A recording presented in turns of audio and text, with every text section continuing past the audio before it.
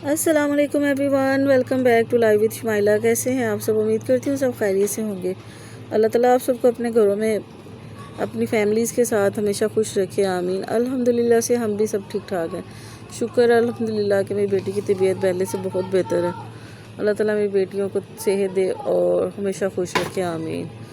सुबह का टाइम था, बच्चों को भूख लगी हुई थी। बच्चों ने कहा कि नाश्ता बना के दें, तो मैंने कहा चलो मैं अपनी बेटियों के लिए नाश्ता बनाती हूँ। उनके लिए पराठा बनाया और दूसरी के लिए एग टोस्ट बनाया। एक ने कहा था कि मम्मा मुझे चाय और पराठा दे, दूसरी ने कहा कि मेरे लिए एग टोस्ट बना दे।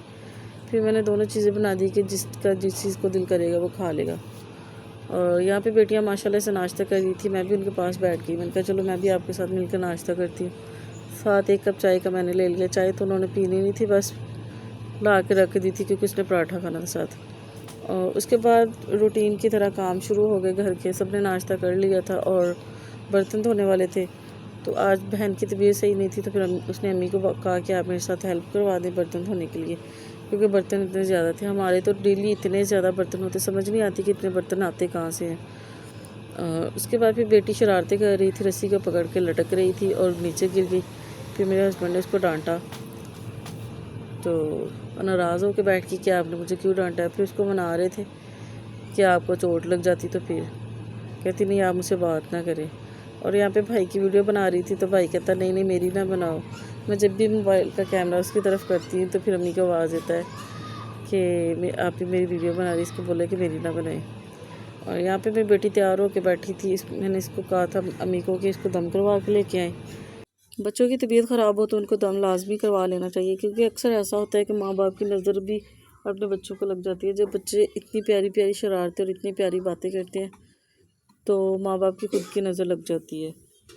फिर मेरे हस्बैंड कहने लगे कि मेरे बालों की ऑयलिंग कर दें, काफ़ी दिन हो गया तुमने ऑयलिंग ही नहीं की और मैंने नहाना है। फिर मैं जल्दी जल्दी उनकी भी ऑयलिंग की। और यहाँ पे मेरी सिस्टर और बहन सब तैयार थे जाने के लिए। फिर मैं उनको बाइक तक छोड़ने के लिए आई थी, क्योंकि बाइक हमारी साथ वाले घर में खड़ी होती है। हमारे घर में इतनी स्पेस कम है कि अगर दोनों बाइक्स घर पे खड़ी हों तो फिर चार पहिया रखने के लिए जगह नहीं मिलती और फिर इतनी मुश्किल होती है। कभी कभी बाहर भी बैठना पड़ता है। हबस इतनी ज़्यादा होती है रूम में कि हमें फिर बाहर निकल के बैठना पड़ता है। तो इसलिए फिर हम बाइक साथ वाले घर में खड़ी कर देते हैं ताकि घर में थोड़ी सी स्पेस तो बचे। इतनी गर्मी में जब इतनी जगह तंग होना तो फिर बहुत मुश्किल होती है हम सब के लिए। और यहाँ पे फिर उनको मैं भाई अल्लाह हाफिज़ कहने आई थी कि आप लोग खैरियत से जाएं। चले तो गए वो काफ़ी देर बाद आए, क्योंकि उन्होंने बाज़ार भी जाना था, तो उन्होंने काफ़ी टाइम लगा दिया वहाँ पे।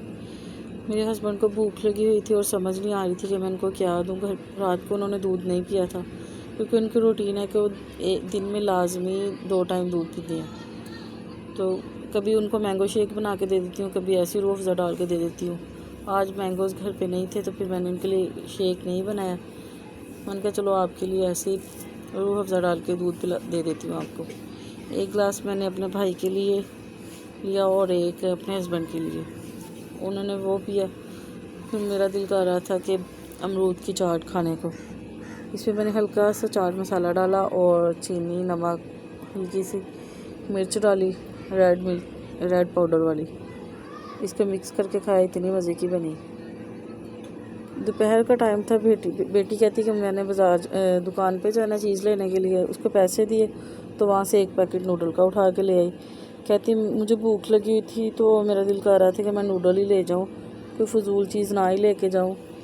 फिर मैंने कहा बेटा एक पैकेट का क्या करना। कहती आप बना दो, मैं इतने से फुल हो जाऊँगी, आप भी तो घर पे है नहीं, मेरे लिए एक ही काफ़ी है। फिर मैंने जल्दी जल्दी इसके लिए नूडल्स बनाए।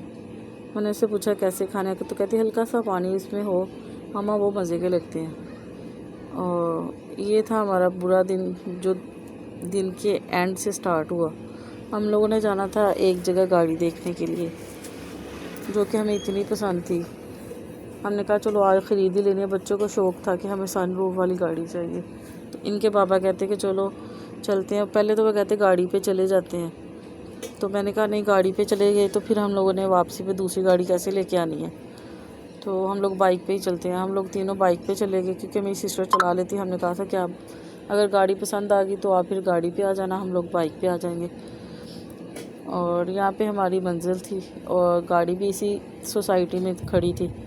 हम लोग जाके उनके गेस्ट रूम में बैठ गए और और फिर मेरे हस्बैंड गाड़ी चेक करने के लिए चले गए। गाड़ी देखी तो उसको जंग लगा हुआ था, बाहर से बहुत प्यारी थी लेकिन अंदर जंग लगा हुआ था। हमने कहा कि हमने नहीं लेनी, कोई बात नहीं, और मिलेगी तो फिर ले लेंगे। फिर वापसी भी हम लोगों ने समोसे खाए। समोसे इतने मज़े के, तो भूख इतनी ज़्यादा लगी हुई थी हम लोगों को, क्योंकि इतना सफ़र करके गए थे, थक गए थे हम लोग रास्ते में। तो फिर वापसी पे आते हुए मेरे हस्बैंड अपनी शॉप पे रुक गए। उन्होंने कहा कि मैं शॉप पे चला जाता हूँ, आप लोग बाइक लेके चले जाओ, मैं रात को खुद किसी के साथ आ जाऊँगा। ये हमारा ज़िंदगी का बुरा तरीन दिन था। इस तरह के छोटे छोटे मिनी ब्लॉग्स देखने के लिए प्लीज़ मेरे चैनल को लाइक, सब्सक्राइब और शेयर करना ना भूलिए। मिलते हैं नेक्स्ट व्लॉग में। अल्लाह हाफिज़। Thank you for watching.